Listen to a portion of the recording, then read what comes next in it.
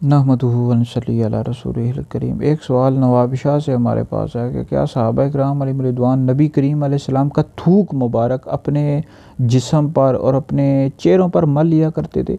तो इस हवाले से जी बुखारी शरीफ में, मुस्नद अहमद बिन हम्बल में, इब्न हिब्बान में ये हदीस मौजूद है। बुखारी शरीफ में बहुत तवील ये हदीस मौजूद है, मुख्तसर बयान कर देता हूँ।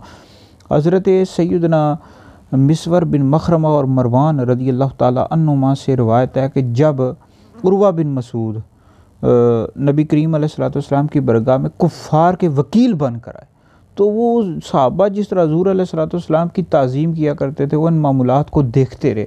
तो जब हज़ूर अलैहिस्सलाम अपने मुँह मुबारक से लुआब दहन निकालते तो कोई ना कोई सहाबी इसको अपने हाथ पर ले लेता और अपने चेहरे पर और बदन पर मल लिया करता था। ये बुखारी में हदीस मौजूद है। तो सहाबा इतनी ज़्यादा हज़ूर अलैहिस्सलाम की इज़्ज़त और ताज़ीम किया करते थे। तो बिल्कुल ये हदीस मौजूद है, इसको बयान कर सकते हैं।